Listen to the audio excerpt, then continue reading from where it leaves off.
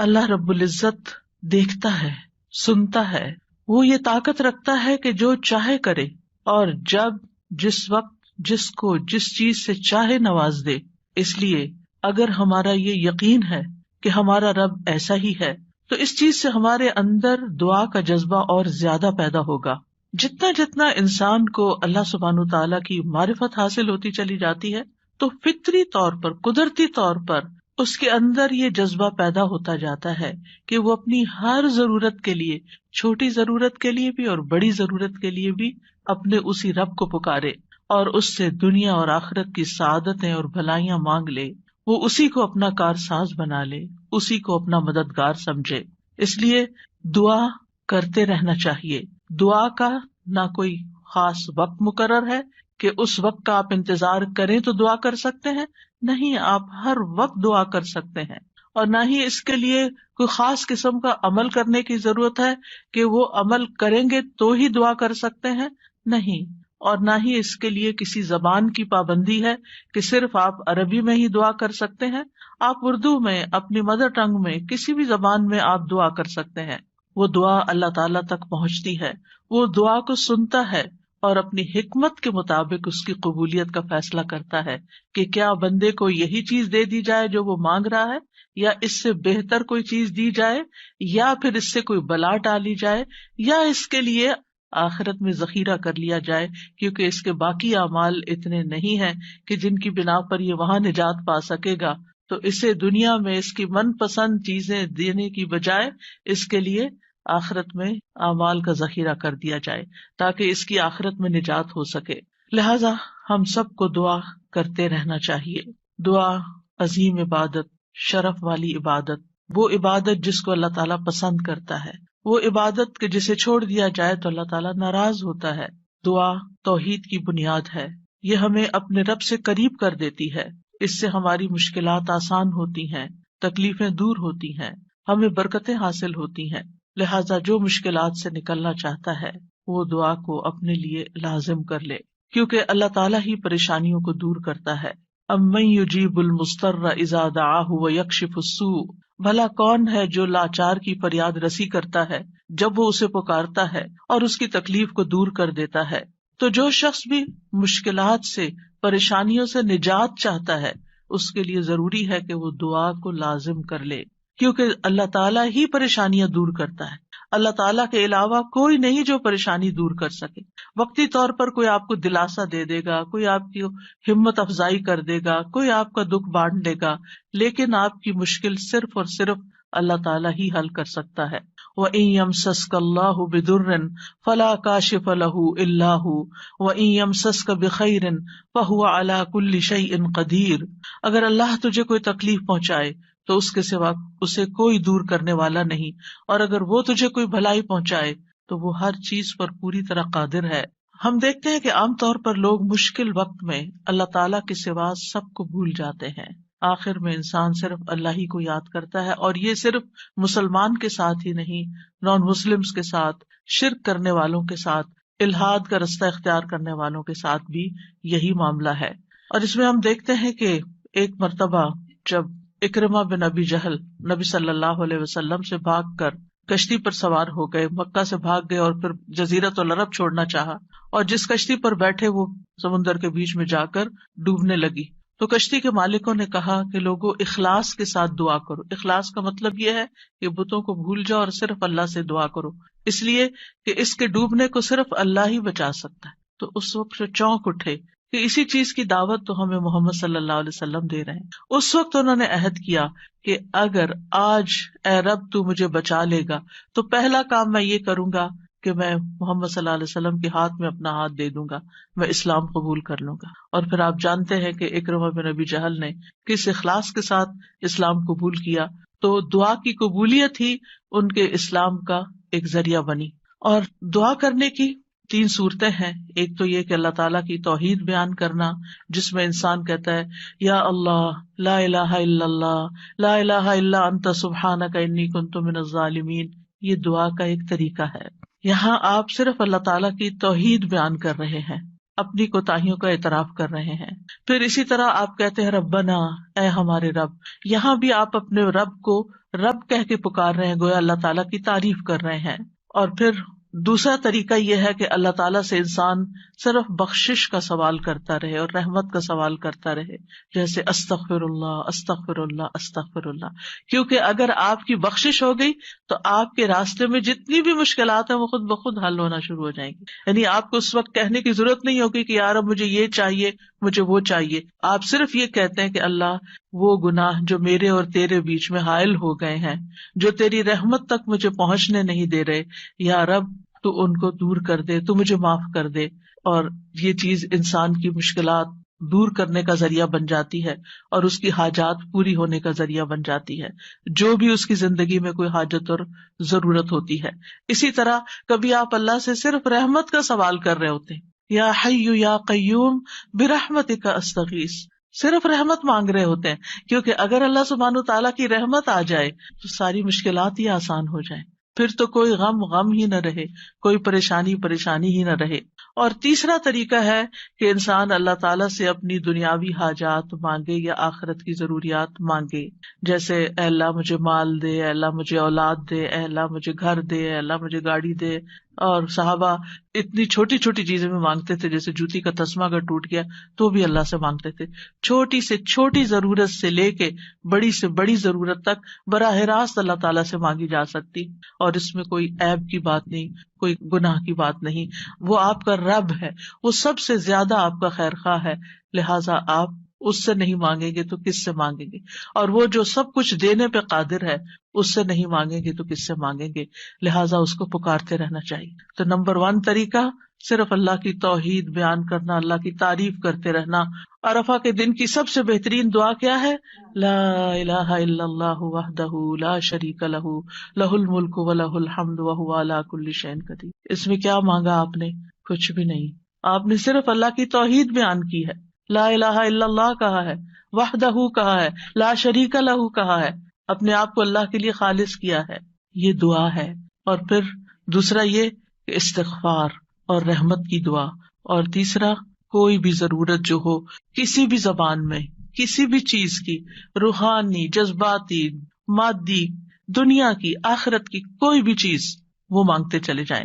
ہم دیکھتے ہیں کہ انبیاء علیہم السلام اپنی حاجات اللہ تعالیٰ کے سامنے رکھتے تھے، مشکل وقت میں اللہ تعالیٰ کی طرف رجوع کیا کرتے تھے. کانوا اذا فزعوا الى الصلاۃ، یہ حدیث ہے مسند احمد کی، کہ انبیاء پر جب بھی کوئی پریشانی آتی تو وہ نماز کی طرف متوجہ ہو جاتے تھے، نماز پڑھنے لگتے تھے. اور کل ہم نے پڑھا تھا کہ دعا کی 2 بڑی قسمیں ہیں، دعائے عبادت اور دعائے مسئلہ. کہ عبادت بھی بذات خود دعا ہے، دعائے حال ہے، یعنی ہم ایسی حالت میں ہیں، ایسی عبادت میں ہیں کہ جو اللہ کی رحمت کو ہماری طرف متوجہ کر رہی ہے. انسان سب سے زیادہ اللہ کے قریب کہاں ہوتا ہے؟ سجدے کی حالت میں، اقرب الیہ. لہذا خوب وہاں دعا کرنی چاہیے. تو نماز بذات خود پریئر ہے، اس کو کہتے بھی پریئر ہے. صلاۃ کا معنی بھی دعا ہے، تو وہ تو دعا کا مجموعہ ہے. اسی لیے وَاسْتَعِینُوا بِالصَّبْرِ وَالصَّلَاةِ، جب انسان پر کوئی مشکل آئے تو فوراً نماز کی طرف جائے اور نماز پڑھ کر اللہ تعالیٰ سے دعا بھی کرے. اور بذات خود اگر نوافل پہ نوافل بھی پڑھ رہا ہے یا طویل قیام کر رہا ہے، طویل سجدہ کر رہا ہے، تو یہ بھی ایک طرح سے دعا یا عبادت ہی کی حالت میں ہے. انبیاء علیہم السلام کی دعائیں کیوں قبول ہوئی؟ ہم ایک کے بعد ایک پیغمبر کے بارے میں قرآن مجید میں پڑھتے ہیں اور ہر پیغمبر کی دعا کے بارے میں پڑھتے ہیں کہ وہ قبول ہو گئی. کیوں؟ انہم کانوا یسارعون فی الخیرات ویدعوننا رغبا ورہبا. 2 کام تھے ان کے. ایک تو یہ کہ وہ نیکی کے کاموں میں بہت جلدی کرتے تھے، یسارعون فی الخیرات. تو دعاؤں کی قبولیت کے لیے کیا ہے؟ نیکیوں میں جلدی کریں، نیکیوں میں دوڑ لگائیں، نیکیوں میں آگے بڑھیں. وَيَدْعُونَنَا رَغَبًا وَرَهَبًا، اور وہ ہمیں پکارتے تھے رغبت کے ساتھ بھی اور رہبت کے ساتھ بھی، امید کے ساتھ بھی اور خوف کے ساتھ بھی. تو انسان کو اپنے رب کو امید اور خوف دونوں طریقوں سے پکارنا چاہیے. تو ہم دیکھتے ہیں کہ آدم علیہ السلام پر جب پریشانی آئی، شیطان کے کہنے میں وہ آ گئے اور پھر انہوں نے دعا کی، ربنا ظلمنا انفسنا وان لم تغفر لنا وترحمنا لنکونن من الخاسرین، کہ اے ہمارے رب، ہم نے اپنی جانوں پر ظلم کیا، اگر تو نے ہمیں نہ بخشا، ہم پر رحم نہ کیا، تو ضرور ہم خسارہ پانے والوں میں سے ہو جائیں گے. تو کیا ہوا؟ اللہ تعالیٰ نے دعا قبول کی. فتلقى آدم من ربه کلمات فتاب علیہ انہ هو التواب الرحیم. اللہ سبحانہ تعالیٰ نے آدم علیہ السلام کی توبہ قبول کر لی. نوح علیہ السلام کی قوم نے ان کے ساتھ بہت برا سلوک کیا.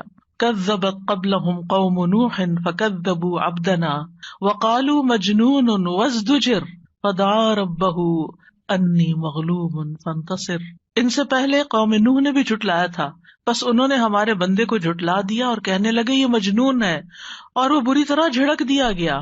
یعنی قوم کے اوباش قسم کے لوگ ان کے ساتھ ڈانٹ ڈپٹ بھی کرتے تھے. اور بعض روایات میں آتا ہے کہ انہوں نے ان کو اتنا مارا کہ بے ہوش کر دیا. تو انہوں نے اپنے رب کو پکارا، انی مغلوب، رب میں مغلوب ہو گیا ہوں، میرا ان پہ کوئی بس نہیں چلتا، میں ان کے ساتھ ہر طریقہ آزما چکا ہوں، یہ نہیں مانتے، بس تو میری مدد کر. کیا ہوا؟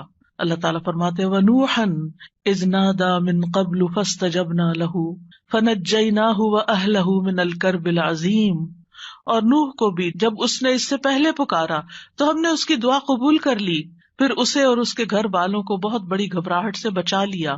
وَلَقَدْ نَادَانَا نُوحٌ فَلَنِعْمَ الْمُجِيبُونَ. اور بلا شبہ یقیناً نوح نے ہمیں پکارا تو یقیناً ہم بہت اچھے قبول کرنے والے ہیں. اللہ تعالیٰ نے ان کی دعا قبول کر لی اور پوری قوم کو ڈبو دیا سوائے ایمان والوں کے، اور اپنے بندے کا بدلہ لے لیا. یونس علیہ السلام کی مثال ہمارے سامنے ہے کہ جب اپنی قوم سے ناراض ہو کر، غضبناک ہو کر چلے گئے تھے، چلتے چلتے سمندر تک، سمندر سے کشتی میں، کشتی سے مچھلی کے پیٹ میں، اور مچھلی چلی گئی سمندر کی تہہ میں، اندھیروں پر اندھیرے. فنادا فی الظلمات اللہ الہ الا انت سبحانک انی کنت من الظالمین. تو اس نے اندھیروں میں پکارا، تیرے سوا کوئی معبود نہیں، تو پاک ہے، یقیناً میں ظلم کرنے والوں میں سے ہوں. تو ہم نے اس کی دعا قبول کر لی اور اسے غم سے نجات دے دی، اور اسی طرح ہم ایمان والوں کو نجات دیتے ہیں، اوروں کو بھی دیں گے. ان ساری مثالوں میں ہمارے لیے سبق ہے.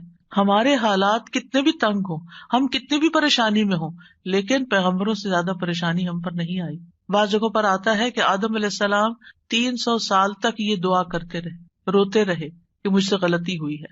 بالآخر رب نے ان کو کلمات سکھائے اور پھر دعا انہوں نے مانگی اور ان کی نجات ہوئی. بعض اوقات آزمائشیں لمبی ہو جاتی ہیں، لیکن ہمیشہ یقین رکھیے کہ رب سنتا ہے، وہ ضرور سنے گا، وہ کبھی بھی مجھے محروم نہیں کرے گا. لم اکم بدعائک رب شقیہ، تجھ سے مانگ کر اے رب میں کبھی بھی نامراد نہیں ہوا، تو ضرور سننے والا ہے. پھر ایوب علیہ السلام 18 سال تک ایک بیماری میں مبتلا رہے ہیں. وَأَيُّوبَ إِذْ نَادَى رَبَّهُ أَنِّي مَسَّنِيَ الضُّرُّ وَأَنْتَ أَرْحَمُ الرَّاحِمِينَ فَاسْتَجَبْنَا لَهُ فَكَشَفْنَا مَا بِهِ مِنْ ضُرٍّ وَآتَيْنَاهُ أَهْلَهُ وَمِثْلَهُمْ مَعَهُمْ رَحْمَةً مِّنْ عِنْدِنَا وَذِكْرَىٰ لِلْعَابِدِينَ. اور ایوب جب اس نے اپنے رب کو پکارا کہ بے شک مجھے تکلیف پہنچی ہے اور تو رحم کرنے والوں میں سب سے زیادہ رحم کرنے والا ہے، تو ہم نے اس کی دعا قبول کر لی، بس اسے جو تکلیف تھی دور کر دی، اور اس کے گھر والے اور ان کے ساتھ اتنے ہی اور عطا کر دیے اپنے پاس سے رحمت کے طور پر. ان لوگوں کے لیے یاد دہانی ہے یہ جو عبادت کرنے والے ہیں. یعنی بعض اوقات انسان سوچتا ہے میں عبادت بھی کرتا ہوں، میں اللہ تعالیٰ کی حرام کردہ چیزوں سے بھی بچتا ہوں، لیکن میں دعا کرتا رہتا ہوں مگر میری دعا نہیں سنی جاتی، معلوم نہیں کیوں. اب دیکھیے کس طرح یعقوب علیہ السلام سال ہا سال تک، بعض روایات میں 40 سال اور بعض میں اس سے بھی زیادہ وقت کے لیے وہ بیٹے سے جدا ہوئے تھے اور مسلسل دعا کرتے رہے، مایوس نہیں ہوئے. اللہ تعالیٰ نے بالآخر ان کی دعا سن لی.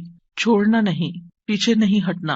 ایوب علیہ السلام نے کہا تھا انی مسنی الضر وانت ارحم الراحمین، اللہ مجھے تکلیف پہنچی ہے اور تو سب سے بڑا رحم کرنے والا ہے، تو سب مہربانوں میں سے بڑھ کر مہربان ہے، تو مہربانی نہیں کرے گا تو اور کون کرے گا. تو یہاں انہوں نے اللہ تعالیٰ کی رحمت کی فریاد کی. پھر ابراہیم علیہ السلام مشکل ترین حالات میں اللہ تعالیٰ پر توکل کرتے ہیں. ابن عباس کہتے ہیں کہ یہ کلمہ حسبنا اللہ و نعم الوکیل ابراہیم علیہ السلام نے اس وقت کہا تھا جب انہیں آگ میں ڈالا گیا تھا، اور ان کے اس کلمے کی وجہ سے ان پر آگ ٹھنڈی ہو گئی، کیونکہ انہوں نے کہا تھا حسبنا اللہ و نعم الوکیل، حسبنا اللہ، اللہ ہمیں کافی ہے۔ یہ بھی پکارنے کا ایک انداز ہے، اللہ کی رحمت کو طلب کرنے کا ایک انداز ہے۔ اور ان کے اس کہنے پر اللہ سبحانہ وتعالیٰ نے کیا فرمایا، قلنا یا نار کونی بردم وسلاما علی ابراہیم، اے آگ تو ابراہیم پر سراسر ٹھنڈک اور سلامتی والی بن جا۔ ابراہیم علیہ السلام نے نیک اولاد کی دعا کی، رب ہب لی من الصالحین فبشرناہ بغلام حلیم، اے میرے رب مجھے لڑکا عطا کر جو نیکوں میں سے ہو، تو ہم نے اسے ایک بردبار لڑکے کی خوشخبری دی، بغلام حلیم۔ ایسا نہیں ہوا کہ ابراہیم علیہ السلام نے ادھر دعا کی اور ادھر ان کو اسحاق اور اسماعیل علیہ السلام مل گئے، انتہائی بڑھاپے کی حالت میں جا کر بہت سالوں کے بعد دعا قبول ہوئی۔ لیکن